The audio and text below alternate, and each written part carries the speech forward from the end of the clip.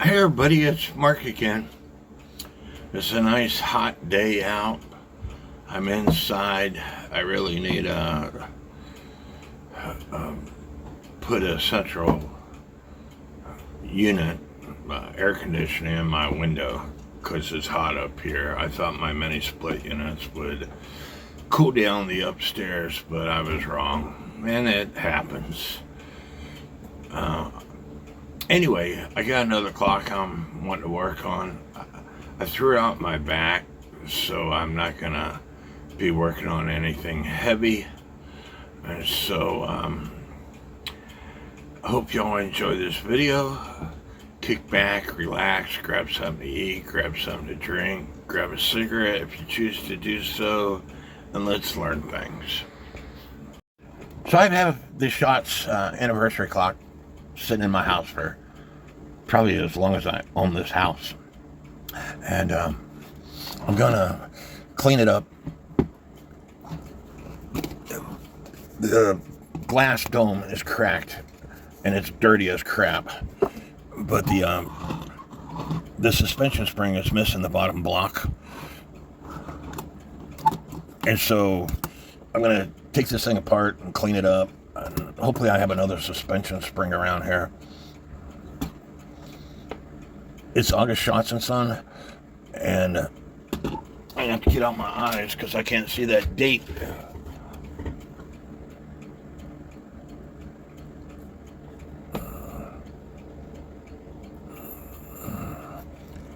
$161 is when it was made, and August Schatz and Son. But it's a pretty clock. A lot of people like these style clocks because it's got a pretty design on it. And so I need to get out a parts container to put the parts in it.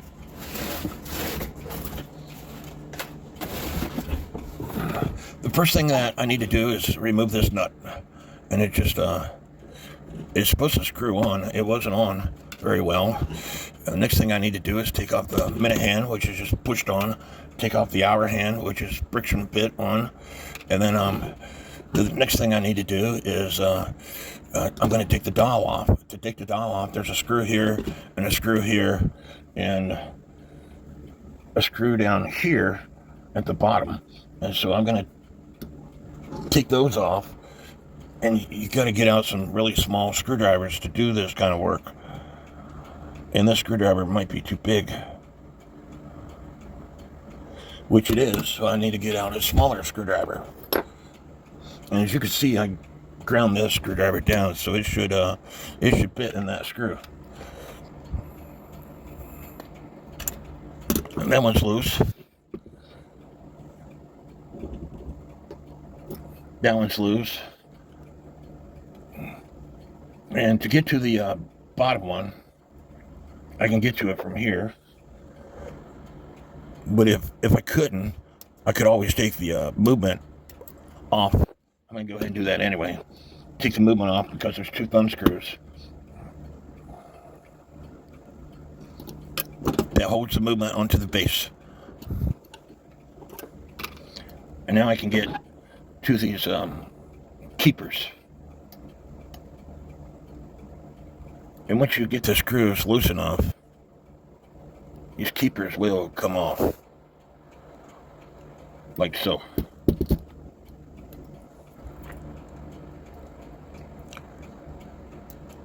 I should get out a pair of tweezers to do this, but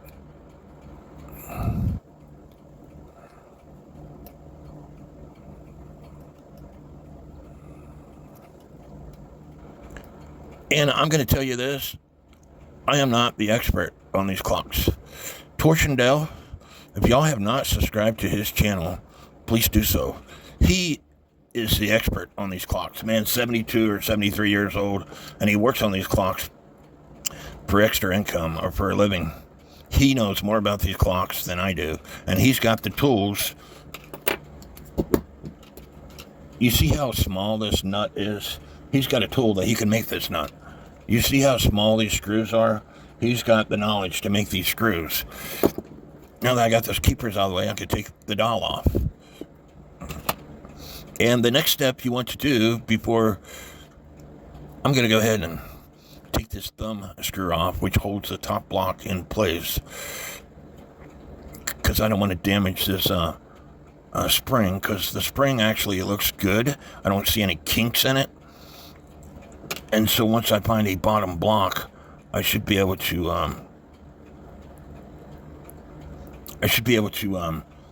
use this spring, unless I screw it up right here.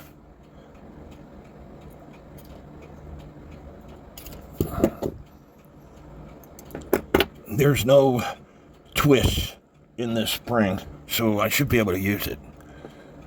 And when I took that off, when you turn this back and forth, if there's any power on the spring, I should be able to see it. But next step I need to do is let down the power. And if you don't have a letdown key, you could use a homemade letdown key. And I use them all the time. You take a wooden dowel, you cut a slot in it, you drill a hole in it, you use the key that fits on here, and you use this wooden dowel as your letdown key. But this is the only letdown key that I have, and it fits on here. So this right here holds these teeth. It's called the clicker. And so I'm going to wind it up a little bit, and it's got a lot of power on it. I'm going to wind it up a little bit, move that click out of the way, and let the letdown key loose in my hand.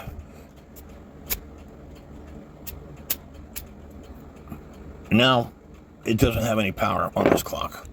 So the next step is to take this screw off here so I can take the hour pipe off.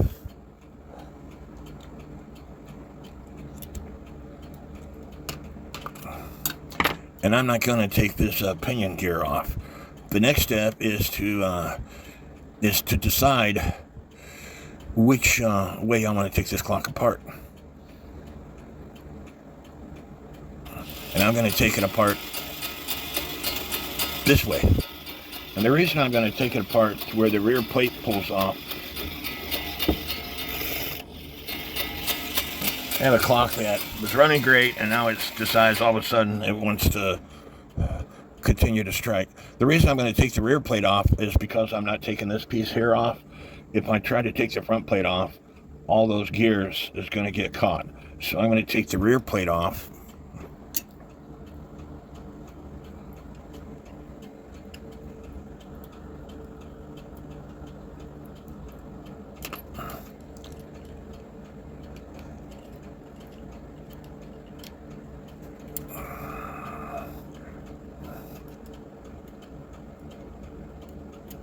Two screws down, two to go. So I got the screws out, and I should be able to pull this rear plate off, and hopefully the gears will stay in place so we can take a picture of how they all go. And so now you need to take a picture of how they go. So make sure you take a couple of different pictures, one from maybe this angle, one from this angle, maybe one from this angle. That way you can figure out how all the gears go. Now, if you didn't look at your pictures, or if your pictures got screwed up, as long as you know how a clock works, you should be able to put the thing back together. Now this, you want to make sure it has the two pins that go back and forth on the escapement wheel. This is the escapement wheel. And I told you one wheel I'm not going to be able to take off, and that's the very middle wheel. And so as long as you know how a clock works, and if you don't have proper pictures, you'll be able to figure it out. This is the number one wheel. The great wheel is always the very first wheel. Then this is the wheel itself. This is a wheel. This part is what's called a pinion gear. Wheels line up with pinion gears. So if you didn't know how, if your pictures didn't turn out, as long as you know where the great wheel goes, You grab the second wheel, and it goes next to the great wheel. And then you grab the next wheel, and again, wheels line up with pinion gears. And I'm just grabbing a wheel to see if it fits.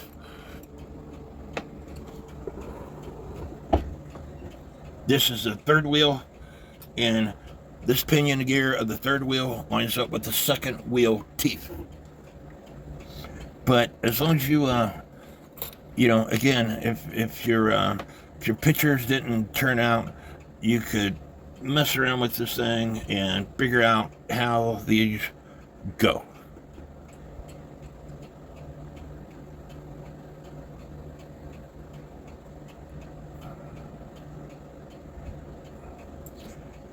And there,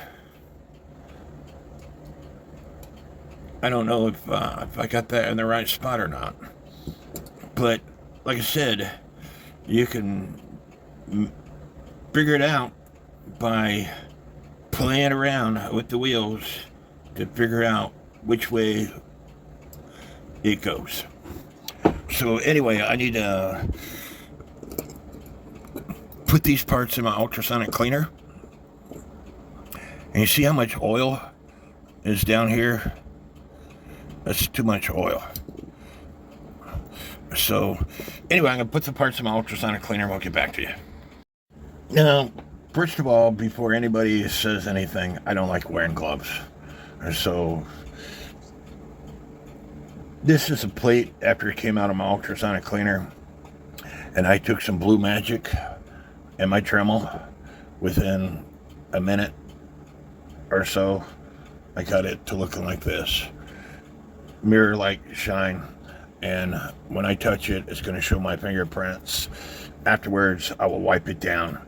But because I use Blue Magic, and even if you didn't use Blue Magic or Mother's or any other polishing compound, you still need to take toothpicks to all the pivot holes. And so,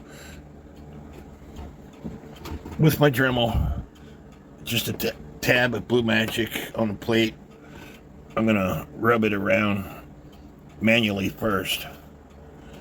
That way it's not spraying me in my eyes. And then with the Dremel on, black is good. Just keep on polishing.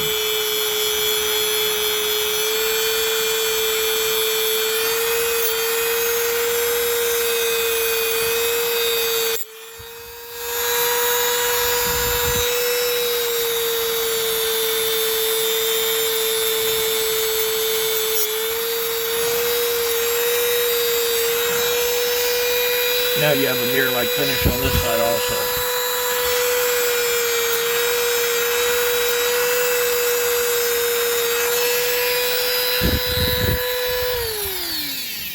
I said using a Dremel, Blue Magic or Mother's or semi-chrome, whatever you want to use, it doesn't take that long.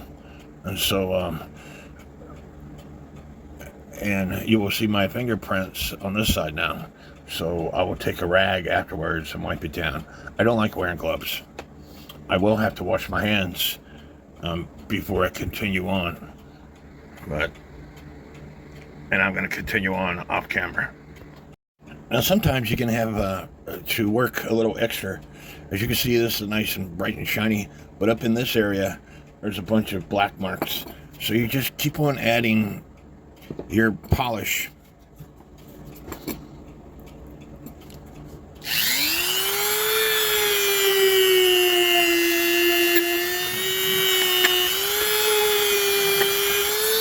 And as you can see, little by little, it's going to take it away.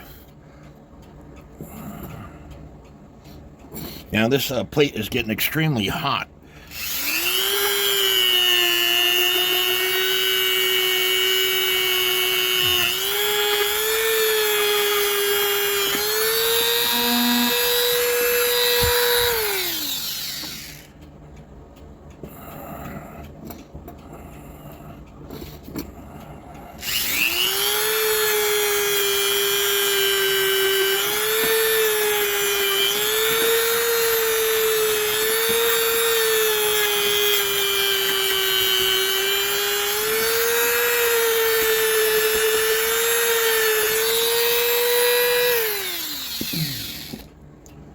And like I said, I'm not going to take this off, but I'll add a little bit more and try to get as close as possible to it. But as you can see, it's coming up nice and shiny.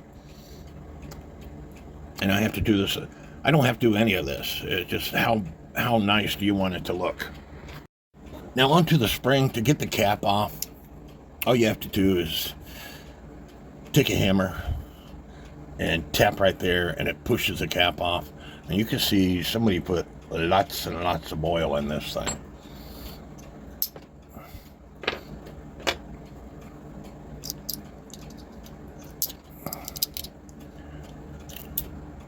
If this is your first time taking out a spring this way, I highly recommend that you wear gloves.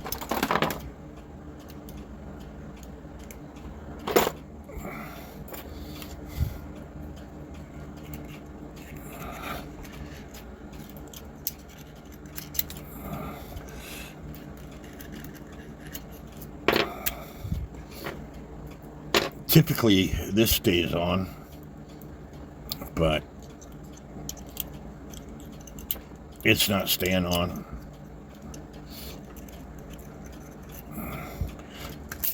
And once you get it partway out, it starts to unravel on you, like so. You see all that oil that's all over that thing? In my opinion, you don't need that much oil. There's oil all in the barrel, there's oil all in the spring.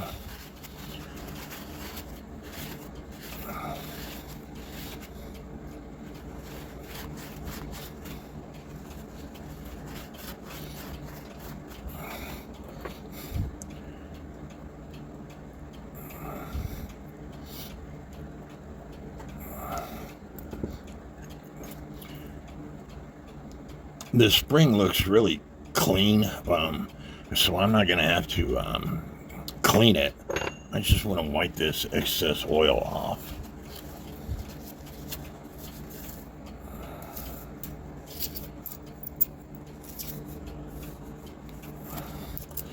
And you can do it one of two ways. You could do it like this and just keep on pulling it. You could also take a Q-tip and take the Q-tip around the spring. Now I will put some oil on it afterwards. I just didn't think you need that much oil.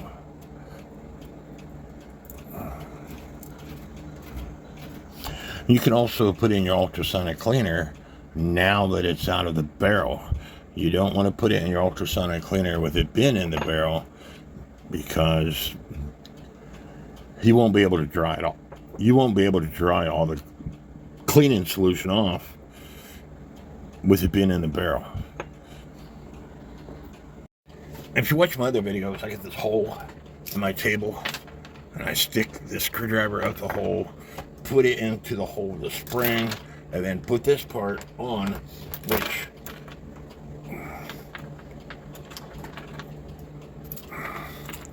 let's try that again.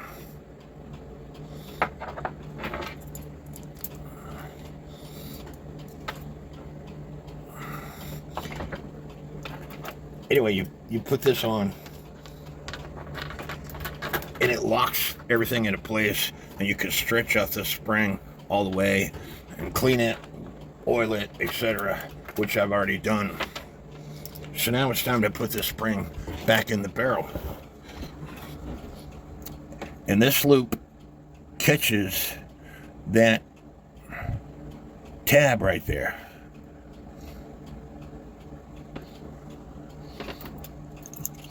And so once you get it started, and this is the hardest part about getting started.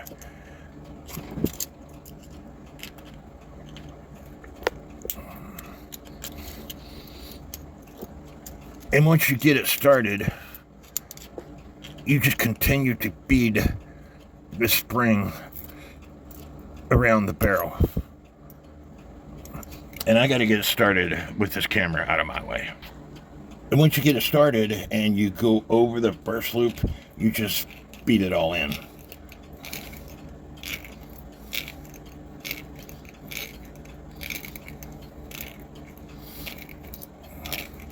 Again, I highly recommend that you wear gloves. I don't like wearing gloves. Yeah, one day I'm probably going to get hurt, and today might be the day, because these springs can break on you.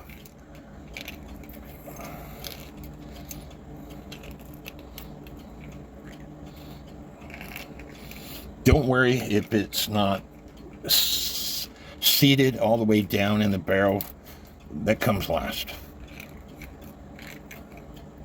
And if you got to take a break because you got carpal tunnel in your hands, take a break. Let your fingers relax.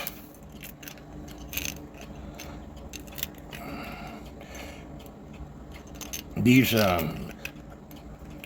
anniversary clocks are about the hardest clocks to do it this way because they're so small and because they're 400-day clocks.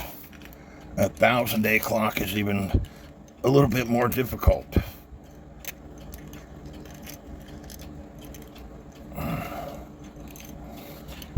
But I'm going to continue doing this, and I'll get back. And once you get to this point, you push it all in.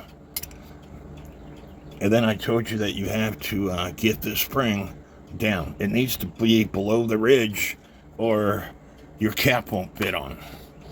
And this is what I do.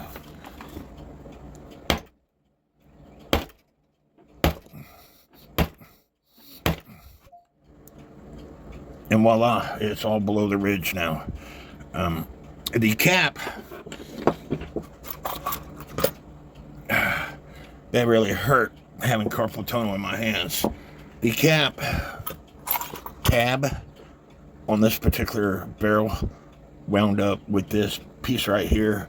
That's that tab that the spring catches on. My hands are sore. I gotta take a break. So it's the next day, and as I was saying, once you get that spring below the level, there's a ring all the way around this barrel. You'll be able to put the cap on. And as I was telling you, this notch was lined up with this pin right here. So put it back in that area.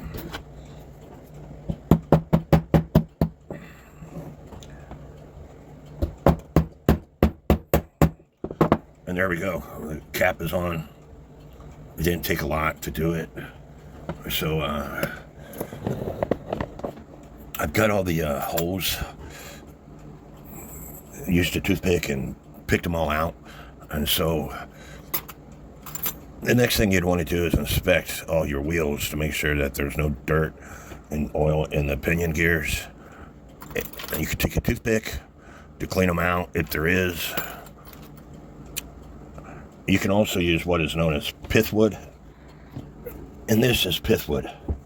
And so very carefully, it's a softwood, but very carefully, because you will break these pivots. You can push this in and it'll clean out your pinion gears for you. A lot of watchmakers, people that repair watches for a living, use this stuff.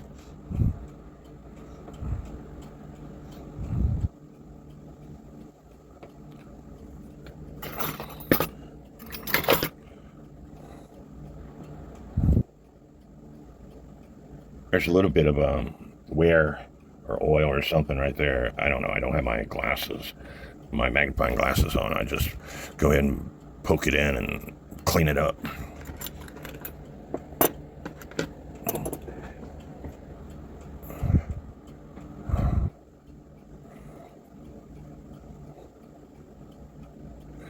The next step is to put all these parts back on using your pictures. Of course, you got the click and the click spring back on, and this wheel here goes on. That great wheel goes on just like so, and you will see that the click is catching that wheel. So the next step is to grab the second wheel.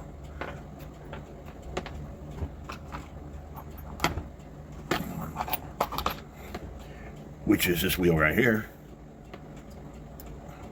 And I told you that pinion gears match up with wheels, and you can see it's turning around.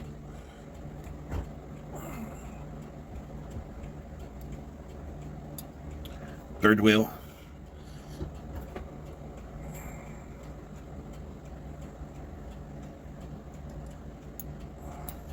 As you can see, they're all turning so far.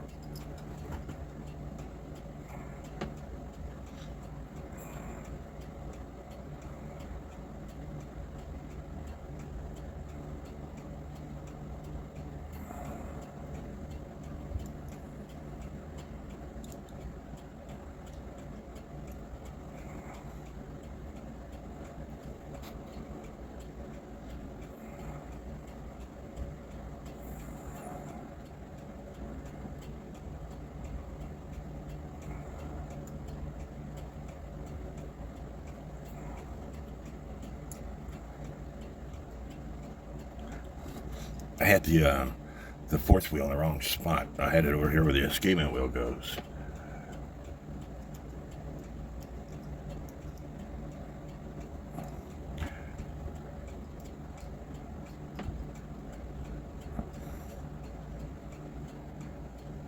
So before I put the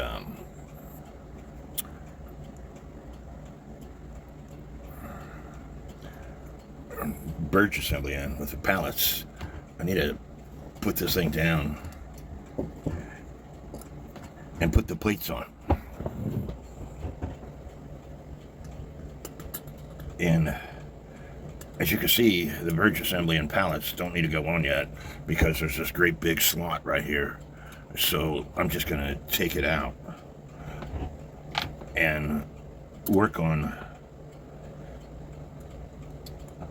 Also need to put these posts back on. I never did put these posts on, so I need to put these posts on. I'm going to do that off camera.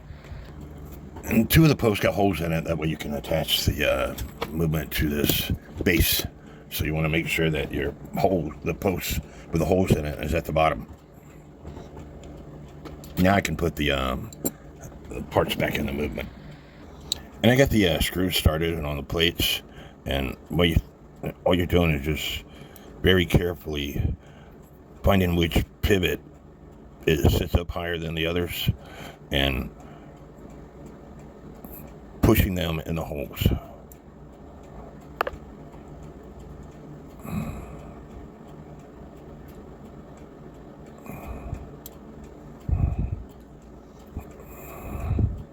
I have a bamboo stick doing that because these pivots are really small and you don't want to break them.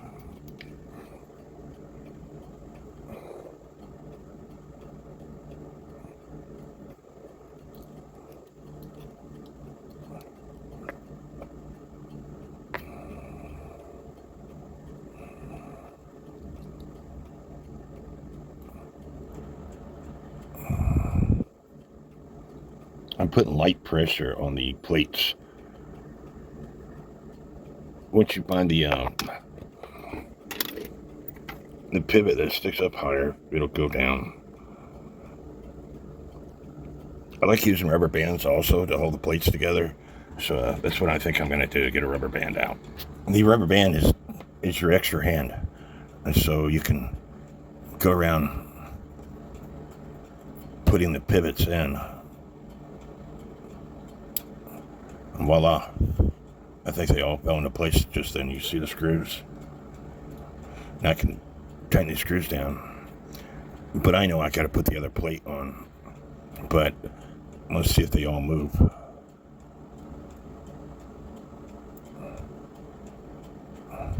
They should all have end shake.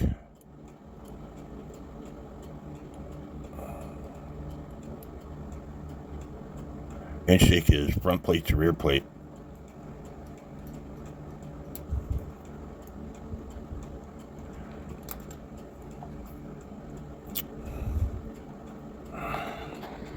And I tightened the screws down lightly.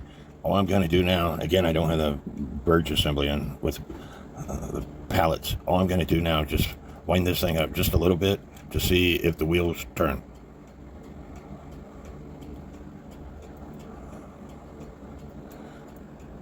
And for some reason, the click isn't catching. The spring it seems to be catching now.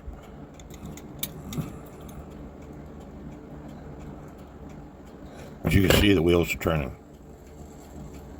So I'm just going to let that run down. I still need to oil the movement, but they're turning really nicely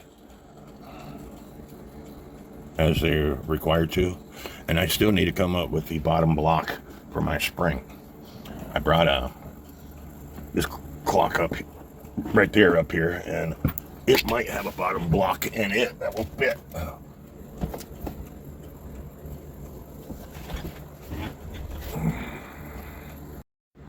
So I took the movement back apart because I didn't like the way the click was catching. So all I'm going to do is push this spring that way some, which will put more pressure after I take and move that click out of the way, which will put more pressure on the click so it does its job.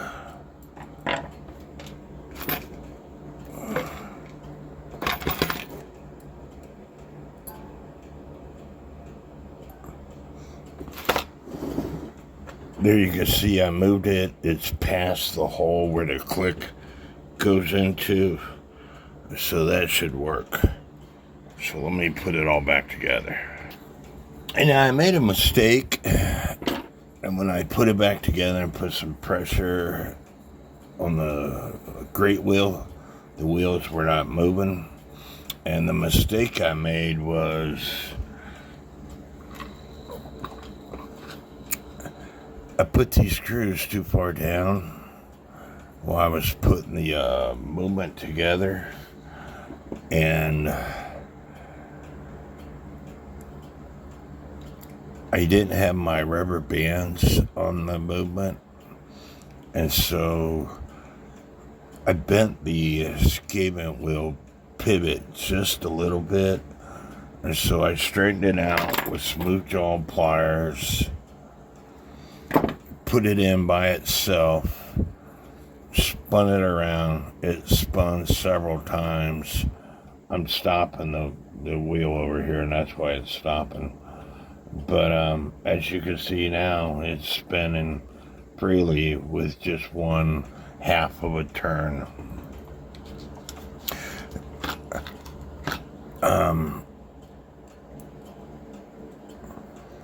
I should have used my rubber bands versus these screws,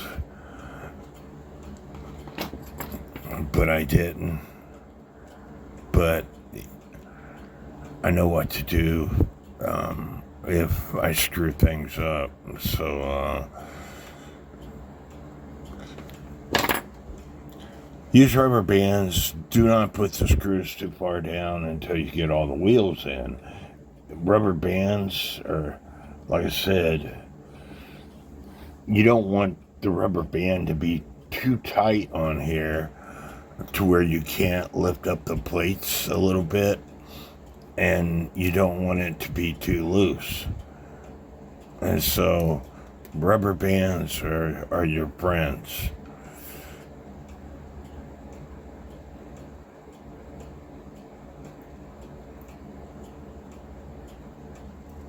I still got to oil the movement. I still got to put other parts on, and I still have to come up with the bottom block for the spring. When you put this top plate on, it actually, the holes are oblong, so it can slide up and down. And if you got it too far down,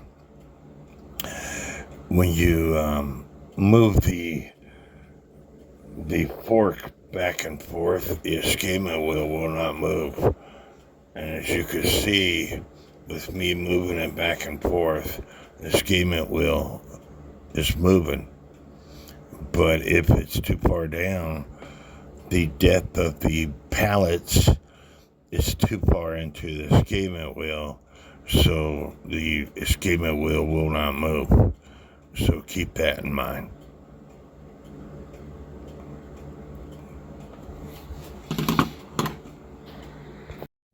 Before we go any further, we have to refer to this book. And I've talked about this book in other videos. It's 400-Day Clock Repair Guide, Her Oliver. In this book, it gives you a history of Her Oliver torsion clocks. It gives you why they're called anniversary clocks. Torsion clocks was developed by American, perfected by the Germans, and American Charles Twilliger wrote this book. Now, there are some discrepancies per the NAWCC in this book, but basically, you find your plate in this book, and here it is. Plate 1013B says it's made in. They started it in 1957. And again, mine. Right here's the date on it, 7/57. Mine, the date is 7/61. It tells you everything that you need to know, and that you need to see these appendixes. So let's go to Appendix 4.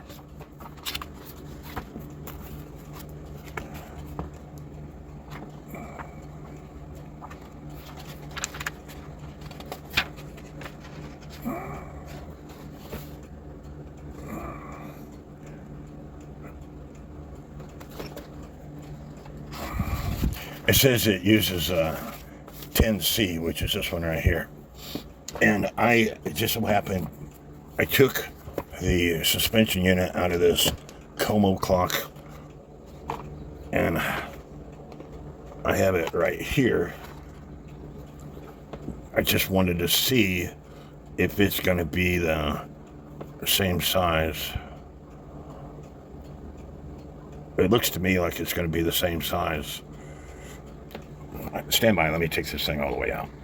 There's a pin that goes in there and it holds this unit in place.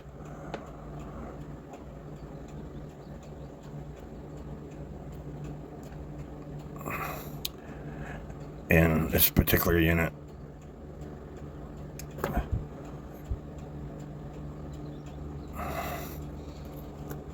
even though it's shaped a little bit differently, as you can see, it's the same size. So I should be able to put this unit on. And there is a kink at the very bottom, so that might mess me up. Let me see if the original spring is broken.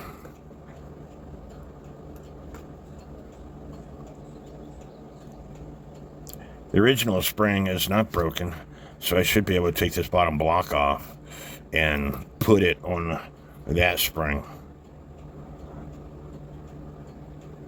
But I'll do that off camera. But I just wanted to finish showing you this book. Like I said, it said see Appendix 4.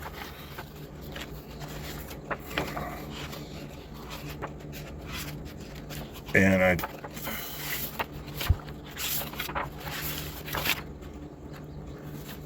I gotta find Appendix 4. So stand by. Appendix 4 says about how to remove the little canyon pinion from Schatz Miniature Clocks. If you want to remove the canyon pinion, that's a pinion I told you I wasn't going to take apart. It says see Appendix 18. Appendix 18, the little numerals 55, 9, 54, 53 indicate the month and year that it was made. Appendix 40, and by the way, section 18 of this book is the appendixes. Appendix 40, this was the last new model 400-day movement produced by Schatz before they gave up making keywind 400-day clocks. And again, I would have to verify this with the NAWCC to see if there's any errors that I'm that are referring to what I'm telling you. So see Appendix 66. For reasons not clear, the Schatz Miniature Midget and the 1,000-day movements were made with the motion trains having 2 sets of dimensions. There were no changes in the wheel tooth count or wheel diameters. The 2.4 millimeter cannon pinion can be substituted for the 1.5 millimeter pinion, but the overall length of the outer wheel will have to be bowed shorter so that it will be inside the minute hand square of the center wheel arbor. Otherwise, the minute hand will bind on the end of the outer wheel pipe. Intermediate wheels cannot be interchanged because the length of the holding screws are different. And the last appendix is Appendix 79.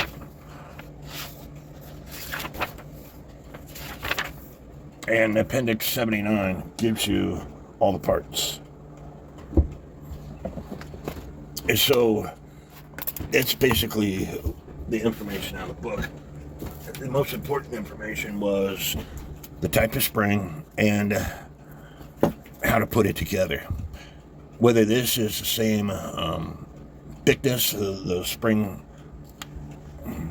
I don't know, but I'm not using that spring. I'm just going to use the bottom block. And I showed this in my video where I'm repairing a 1,000-day Schatz clock. I use this board. It's got a hole in it. It's got the tape on it. So you basically, you're putting the tape down on this block here on the paper, and then you make all your marks, and you line that up with this board. The hole is so you can put the bottom block, and you work yourself up from the bottom block. And as I was saying, the hole is in right here, so you can put the bottom block in. You lay your tape after you've traced, got your markings, and you start off by putting the spring in the bottom block, and then you put a piece of tape on it, and then you put the fork on, and you tighten it up, and then the last step is putting the top block on. But here I got the thing together, and the only way to figure out whether it's going to work or not is put it in the clock. The most important part about these clocks is they got to be perfectly level, and there's leveling screws in the bottom of the clock. 1, 2, 3, and this piece right here, if it's up too high, this lever right here raises a cup in the bottom, which raises the pendulum.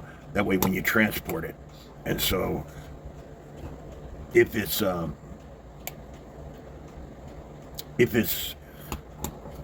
up too high, it's not, when you raise this up, it's not going to stop the pendulum. That's what I'm getting at. And if the clock isn't leveled and you got this bridge down proper, you could see the same amount of space between the bridge and the pendulum adjustment. This is how you make the clock go faster or slower. There's a thing right here that says S, and there's a thing right there that says F. And when you make it go slow, the 4 balls come out to create more drag in the system to slow it down. When you make it go fast, the 4 balls close in on each other to make less drag. There's a screw up here on top. And give me a second. This right here is known as a Oliver beat tool for setting the beat on these clocks. So what you do is you put it on the top piece here,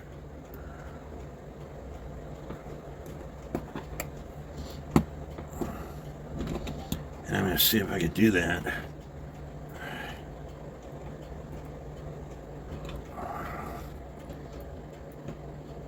It doesn't work on all other clocks. It depends on how much room you have.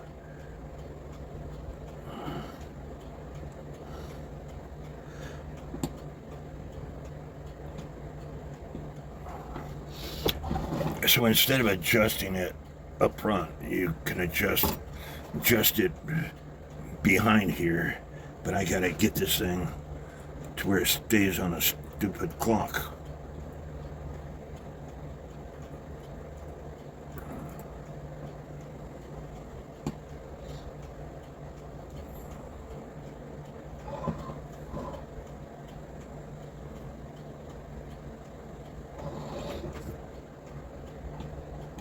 And you have to loosen this top screw. So I'm gonna stop the clock, and then I'm just gonna pick a ball, and I'm gonna put a piece of tape on this ball. And then I'm gonna get out my beat amplifier and connect to the clock. And basically what you want, get out a different piece of tape. Basically what you want is where this tape, if I can get the tape to stick, where this tape goes tick tock, if it goes tick, let's say right here, and it goes tock directly across from it, then the clock is in beat. So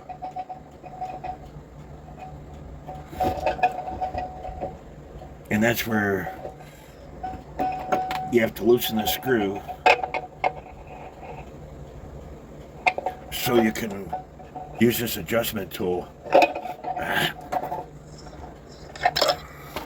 So you can use this adjustment tool to move the fork assembly. You should be able to see that fork assembly being moved.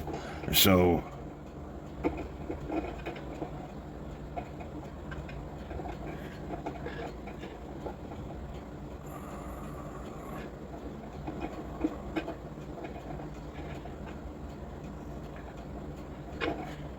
it's not quite where it needs to be. Sometimes this tool, like I said, it doesn't work for all clocks. And so you might have to adjust it with your fingers. And make sure the screw is not too loose.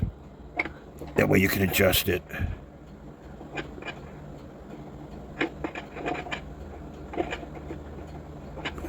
There, I got the screw too tight.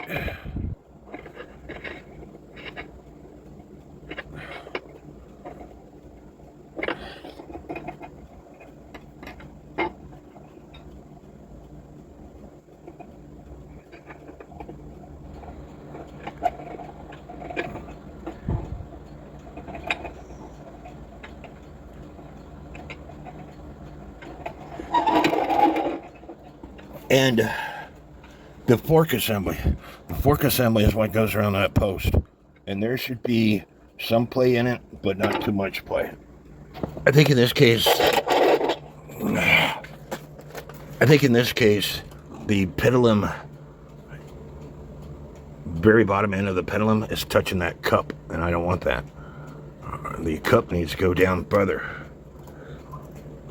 And it might need to be adjusted to where it goes down further.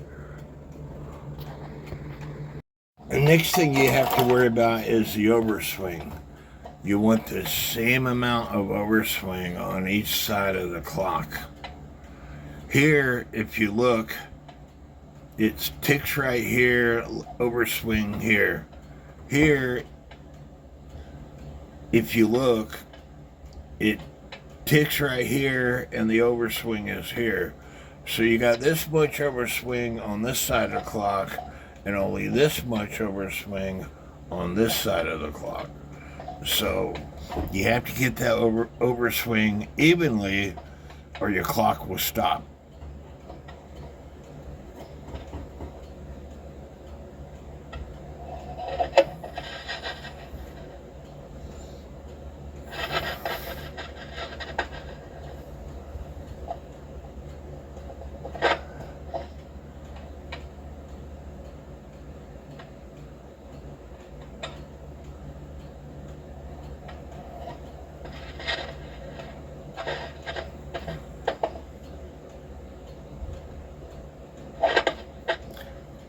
And again, if you got the screw too tight, you won't be able to adjust it.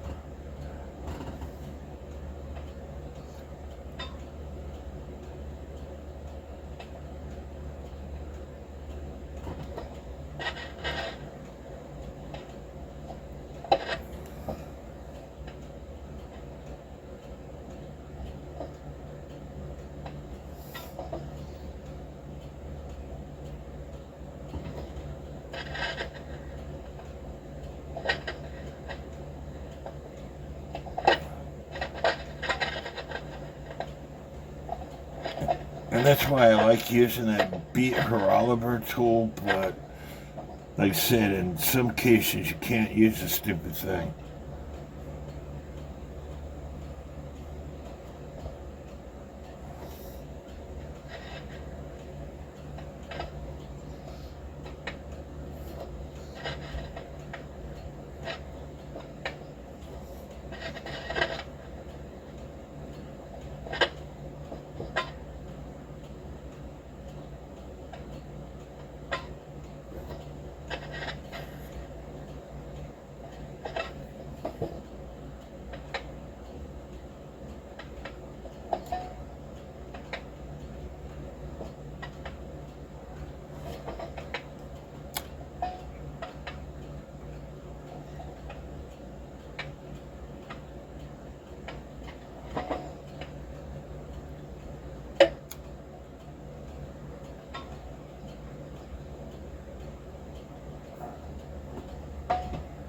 My tape is getting caught on the movement, so I'm not going to be able to use it.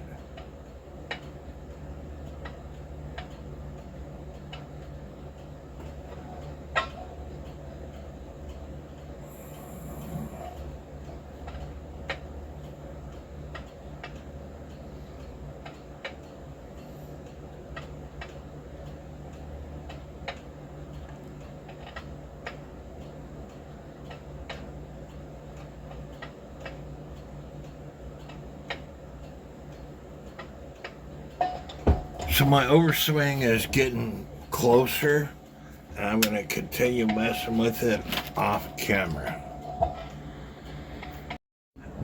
And I also want to mention, compared to other clocks, most of these clocks are they're out there. These guys made several of these clocks. They're plentifully available, and people don't like them because they don't strike, they don't chime, they don't cuckoo. And so you could spend several hours on a clock trying to get it running, and somebody might buy it off of you for $20-$30. So you have to like these clocks to spend the time in getting them ready, because if you're doing it to make money off of it, you're not going to make that much money off of them. There are certain of these anniversary clocks that are worth several hundreds, if not thousands of dollars. But most of these clocks you can pick up for 20, 30, 40 bucks or less. This is eBay sold listings. Here's one untested. It sold for best offer was accepted, but cost $59.74 in shipping. Whether it was sold in the UK or not, I don't know. Here's one in working order. $95 and $24.50 to ship. So you're looking at $120 per clock in working order. Here's one that has a disc pendulum. Okay, it's sold for $115, which the disc pendulum clocks is one of the most sought after anniversary clocks. Okay, it doesn't have a glass, but it has a disc pendulum. And this is I should know that trademark. Anyway, you could spend hours and hours and hours depending on how bad you want to clean it up. And so I just wanted it running. This one sold for $1,200, but it's rare. $1,200 parts only, plus $28.65 in shipping. There's another Gustav Becker clock, sold for $164 plus $65.89 in shipping. Back in 2000, when I left England, I had a book that I bought over in England. I have a Gustav Becker anniversary clock. They were going for $250. Now they're a little bit less. I have a Gustav Becker anniversary clock, but mine is not a disc pendulum. Mine's a 4-ball pendulum. And yes, the Horologic book said it could be a 4-ball pendulum, and the NAWCC does not find that as a discrepancy. A pendulum alone, $100+ for the disc pendulums. So, compared to other clocks, these are a very cheap clock to collect. For the most part. There are some clocks out there like the $1,200 clock that I showed you. This is the exact same clock as the clock I'm working on, or give or take, same colors, $40 and another $10 to ship it, and that's what sold on June the 3rd. So $50. And so again, I like them. I have several anniversary clocks. I don't have one with a disc pendulum, and I don't have one that was that rare pendulum that I showed you. And there's another clock out there that is a very rare. Here's one, a disc pendulum sold for $184 plus $30 in shipping. This one sold for $1,200. They're out there. This one sold for $200. They're cheaper than a cuckoo quail clock, anti-cuckoo quail clock. There's some expensive anti-cuckoo quail clocks out there, but they don't make noise. This one sold for $261, another $30 in shipping. Disc pendulum, Gustav Becker. This one sold for $2,000. Depending on your anniversary clock that you're wanting. These are really nice clocks. And this one sold for almost $100, and I got one like that.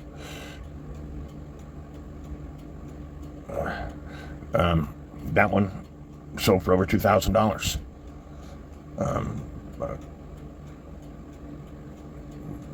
This one, different style, sold for $500. Over $2,000 for that one. So again, they're very nice clocks, but they don't make any noise. I think there are some out there that might be a calendar, but I'd have to look. This is a beautiful clock. Sold for $200 with the base and everything on it.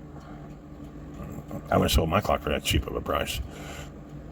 These ones with the world on them, they sell for quite a bit of money. This one don't have the dome, and it's over $282.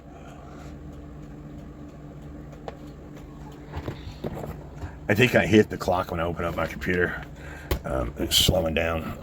It was running.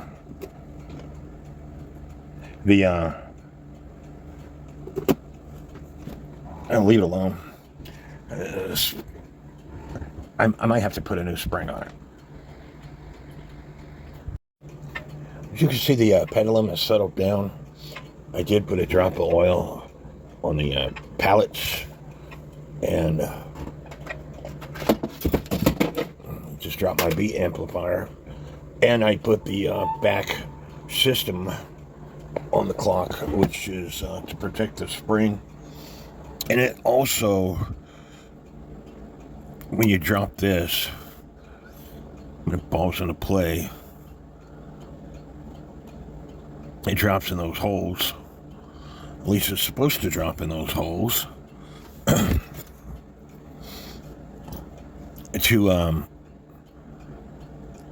help to stop the clock from ticking while you're transporting it.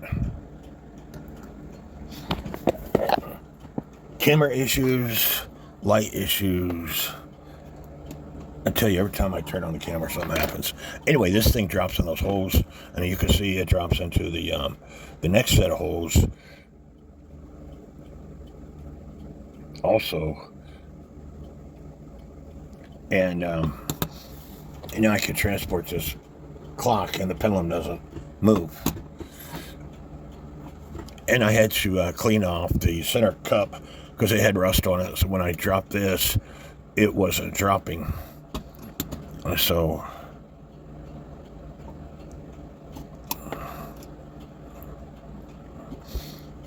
again, you can spend hours and hours on these clocks, and they don't sell for that much. So you have to love them. You have to want to keep them, or you just don't count your time when you go to sell something.